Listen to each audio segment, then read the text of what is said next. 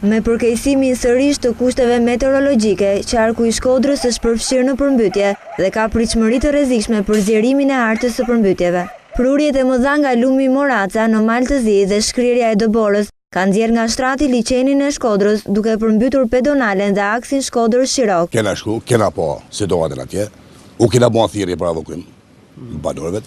Ata nuk kanë pranu, thonë ndonë me po, apo i thije, ta shkojmë situatën se si mund vazhdojnë. U njohem me situatën, problemet që ka kjo lagje, erdhëm me gjithë mjetet, kontaktuam dhe me banorët, cilit kishin shpreh dëshirën pranë kryeplegjve për evakuim, dhe ne patëm refuzimin e tyne. Ngelen akoma në të gjendjen e tyre të pritshmërisë, varësisht si po shkon situata. Në një kohë që ne vim përsëri këtu dhe situata duket që ka një farritje prap nivelit të ujit rreth 3-4 gishtë. Pavarësisht se rrezikohen nga përmbytjet, disa nga familjet në lagjen Livaz të qytetit të Shkodrës kanë refuzuar të evakuohen.